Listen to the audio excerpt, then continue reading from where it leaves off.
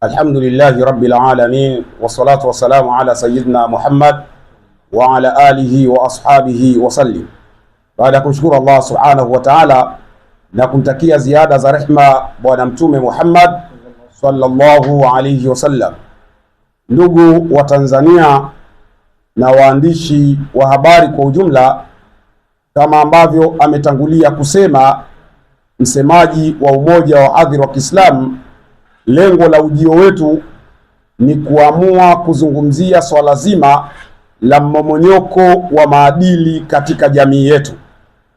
Tunaposema katika jamii, maana yake mmomonyoko wa maadili ndio nguzo ya watu kuishi. Yani kama watu wataishi kwenye maadili mema na yaliyo sawasawa, maana yake hiyo jamii ndio itakuwa yenye kufanikiwa. Lakini kila jamii ina wasimamizi wa kusimamia maadili. Wanaostahili kusimamia maadili nambari 1 wanaweza okoa ni viongozi wa kidini, viongozi wa kiimani, kwa sababu viongozi wa kiimani wanamjenga mtu ndani ya moyo wake. Wakimjenga mtu ndani ya moyo, manake huyu mtu anakuwa na hofu ya Mungu pindi anapotembea, pindi anapolala, pindi anapofanya jambo lolote. Lakini viongozi wa kidini wanapokuwa wao ndio wameanza kuharibika kwenye maadili, maana yake hata wale wanaowasimamia na wenyewe hawawezi kuwa na maadili ya aina yoyote. Kwa sababu unaweza kuona viongozi wa serikali wakawa na sehemu fulani ya kusimamia maadili, lakini viongozi wa serikali wanausimamia mwili, lakini viongozi wa kidini wanasimamia roho. Anayesimamia roho ana nguvu zaidi kuliko anayesimamia mwili, kwa sababu huyu anayesimamia roho ameshika moyo wa mtu. Hata akiwa peke yake anakuwa na hofu, kwa sababu moyo wake unakuwa na hofu ya kimungu. Sasa kama ambavyo msemaji wa kwanza alivyotangulia, kumekuwa na mambo mengi yakiendelea katika taifa, na watu wanaweza kujiuliza, kwa nini umoja wa adhiri tuseme?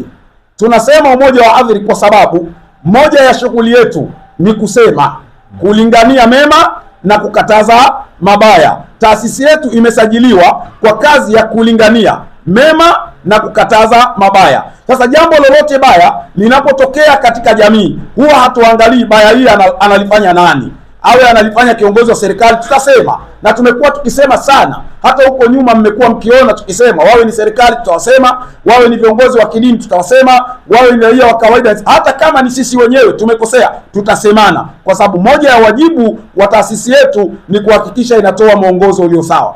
Ndugu zangu, katika mazungumzo ya kijamii kuna vitu viwili.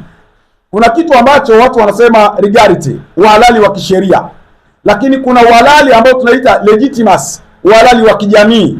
Sasa unaweza ukalisema jambo kwenye uhalali wa kisheria, pengine ukawa na uhalali wa kulisema, lakini legitimacy kwa maana ya uhalali wa kisheria, ile jambo ukawa hauna uhalali wa kijamii, ukawa hauna uhalali wa kulisema kwenye jamii. Kwa nini tunasema haya? Kama alivyotokea msemaji wa kwanza, katika jamii yetu tunapoishi tumekuwa kuna mambo yanaendelea kila siku, lakini yanaendelezwa na watu wale wale kila kukicha, sura zile zile, watu wale wale. Mfano, kwenye jamii yetu kuna mtu anaitwa Gwajima, mwenyewe anajiita askofu. Sijui uaskofu kwenye Ukristo wanaupataje, lakini sina shida na huo uaskofu wake. Gwajima amekuwa akieleza mambo mengi sana, lakini amekuwa na chokochoko nyingi sana. Wakati mwingine anaigusa mpaka jamii ya Kiislamu kwa chokochoko. Tatoa mifano kadhaa. Wakati wa swala la mahakama ya kadhi lililokuwepo, tayari serikali imeshajiridhisha kwamba mahakama ya kadhi haina matatizo yoyote. Wamefanya utafiti Uganda, wakaona iko haina matatizo. South Africa wakaona iko haina matatizo. Wakaenda Kenya, wakaona iko haina matatizo yoyote. Lakini Gwajima alivyoenda kanisani kwake akaponda sana swala la mahakama ya kadhi, jambo lisilomhusu, linawahusu Waislamu. Lakini siku moja akaenda mbali zaidi, akasema hii misikiti, madrasa zote hizi zitageuka kuwa Sunday school. Yote maana yake ni sehemu ya chokochoko dhidi ya Waislamu. Na swala ambalo limetokea hapa juzi kati, kama tulivyosikia, ametoa mifano yake ya uchawi, ya kufeka wachawi. Katika mifano yake ameenda mbali, anasema hata huyo mchawi akiwa ni shehe, feka. Huyo mchawi akiwa ni darweshi, feka. Lakini mbona hajasema huyo mchawi akiwa ni shemasi, feka? Mbona hajasema huyo mchawi akiwa ni padri, feka? Kwa nini asiwaseme na hao? Lakini kwa nini asemee mashehe? Mashehe zetu nani alimwambia mashehe ni wachawi? Kwa nini watolee mifano mashehe kwenye sifa ya uchawi? Lakini vile vile haya mambo tunapozungumzia kwamba yanatengeneza chokochoko, Katika jamii yetu leo hii kila mmoja anaelewa thamani ya viongozi wa serikali, nafasi yao, lakini namna ambavyo tunahitaji kuirejesha nchi katika hali ya kuwa pamoja. Lakini kila kukitokea asubuhi mmekuwa sehemu ya kushambulia. Tatizo la nchi yetu, kuna watu wanajipa uhalali wa kudhani kwamba wao ndio sauti ya Watanzania.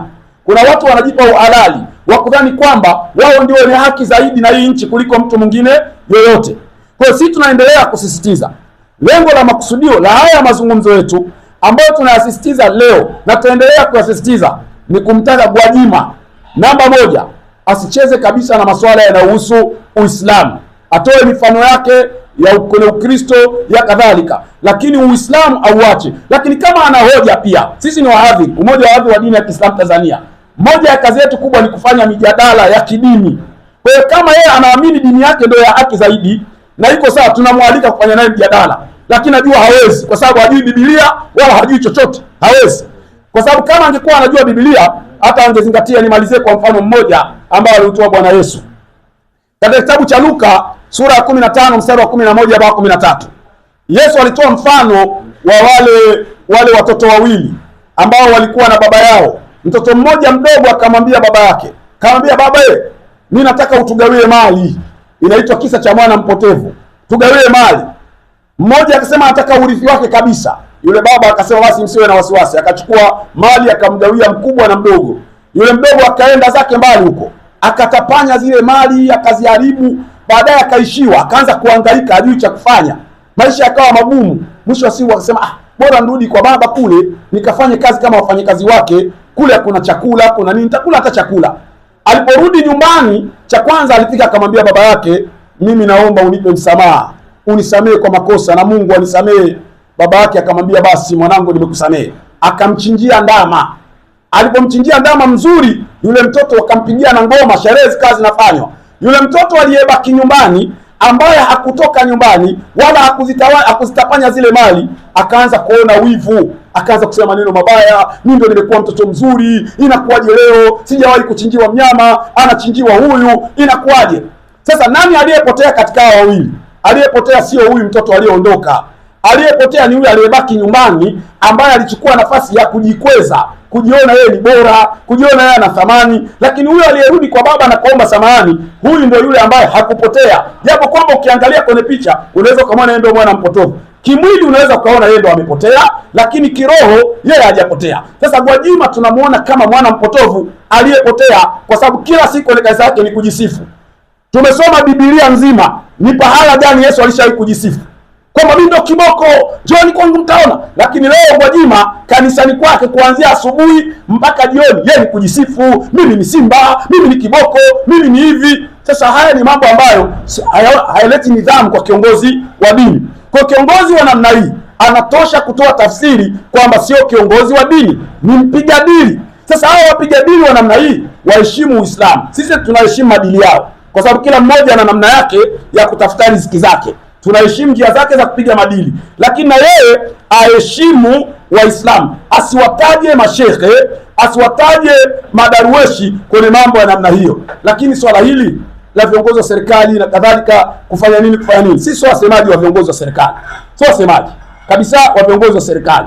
Lakini kwa sababu utafaruku, maneno yakiwa yanatoka kila siku, huwa yanatengeneza hali mbaya kwa watu. Yakitengeneza hali mbaya kwa watu, mwisho wa siku inaweza kuja kutokea mtafaruku kwenye jamii. Ikitokea mtafaruku kwenye jamii, maana yake mimi pia ninahusika, amiri anahusika, katibu wangu hapa anahusika, viongozi, hata nyinyi hapo mlipo mnahusika. Kwa mfano siku ile ya tarehe 29, hata nyinyi mlijificha ndani kama mimi. Watu wote tulikaa ndani. Maana yake hakuna mtu ambaye alikuwa salama. Kwa nini? Kwa sababu ya vurugu zilizokuwepo. Kwa hiyo tunahitaji nchi yetu iende kutulia, iwe na amani. Hatupingi kumkosoa kiongozi wa serikali. Kiongozi wa serikali ni binadamu, anaweza kufanya makosa akakosolewa, lakini kuna kushambulia na kuna kukosoa. Kuna tofauti ya kukosoa na kuna tofauti ya kushambulia. Kuna wakati ukiangalia unaona hapa sio ukosoaji, bali ni kushambulia. Sasa ukinaposhambulia unatengeneza matatizo. Kinachotakikana watu wasishambulie, viongozi wanatakiwa wakosoe na kuonesha njia. Kwa mfano sisi tunaweza tukasema jambo hili serikali haliko sawa. Kwa hiyo sisi kama viongozi tunasema hili haliko sawa na tunapendekeza jambo hili liwe hivi. Huo ndio ukosoaji. Lakini ikiwa unashambulia, maana yake lengo lako wewe ni baya, huna lengo jema. Kwa hiyo ndugu waandishi wa habari na Watanzania wote kwa ujumla, sisi kama umoja wa hadhiri tunaendelea kusisitiza, anapotoa mifano yake achane na Uislamu. Sisi tunajua pia kufanya anayoyafanya, achane na Uislamu, achane na mashehe, atoe mifano yake wanapotoa. Lakini tunaendelea pia kusisitiza, tunahitaji amani ya nchi hii, tunahitaji salama ya nchi hii. Haki bila amani haiwezi kuwepo, na haki na amani bila haki pia haiwezi kuwepo. Haya ni mambo mawili yanayotegemeana. Asikudanganye mtu kwamba haki tu peke yake, amani hakuna. Hicho kitu cha namna hiyo duniani kote. Ndio maana leo unaona mapigano ya Irani na Marekani na Israeli. Nini kinachotafutwa sasa hivi? Wanatafuta amani.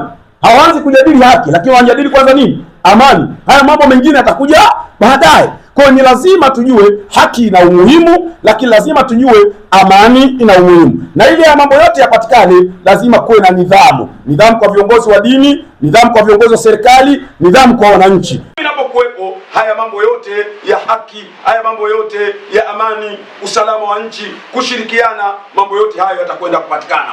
Kwa hiyo lengo letu ni hilo, tunasisitiza. Lakini kwa sababu bado kuna wasemaji wengi hapa, wana mengi ya kusema, wataendelea kuyasema.